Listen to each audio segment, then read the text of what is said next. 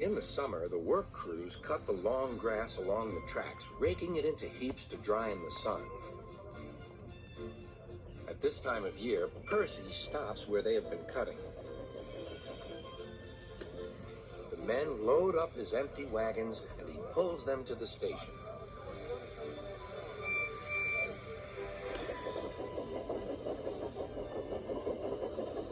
Toby then takes them to the hills for the farmers to feed their stock.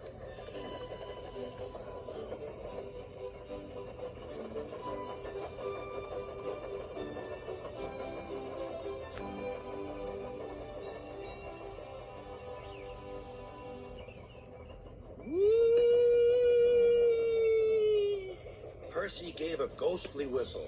"Don't be frightened, Thomas," he laughed. "It's only me." "Your ugly phiz is enough to frighten anyone," said Thomas. "You're like ugly indeed." "I'm green caterpillar with red stripes," continued Thomas firmly. "You crawl like one, too. I don't."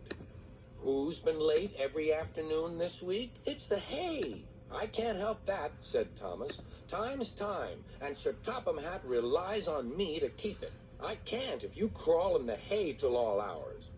"Green caterpillar indeed," fumed Percy, as he set off to collect some hay to take to the harbor. "Everyone says I'm handsome, or at least nearly everyone. Anyway, my curves are better than Thomas's corners." "Thomas says I'm always late," he grumbled. "I'm never late, or at least only a few minutes. What's that to Thomas? He can always catch up time further on." All the same, he and his driver decided to start home early. Then came trouble.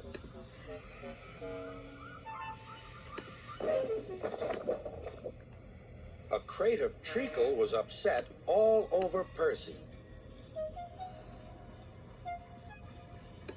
Percy was cross. He was still sticky when he puffed away. The wind was blowing fiercely. "Look at that!" exclaimed the driver. The wind caught the piled hay, tossing it up and over the track. "The line climbed here. Take a run at it, Percy," his driver advised. Percy gathered speed, but the hay made the rails slippery, and his wheels wouldn't grip.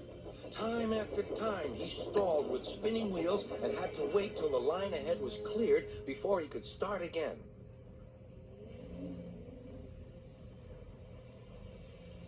Everyone was waiting. Thomas seethed impatiently. 10 minutes late. I warned him. Passengers will complain. And Sir Topham Hatt." Then they all saw Percy. They laughed and shouted.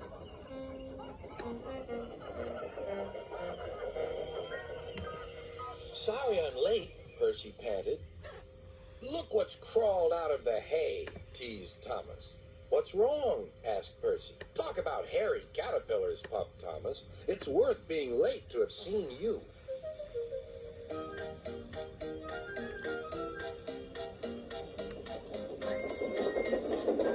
When Percy got home, his driver showed him what he looked like in a mirror.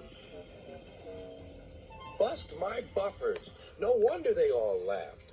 I'm just like a woolly bear. Please clean me before Toby comes." But it was no good. Thomas told Toby all about it.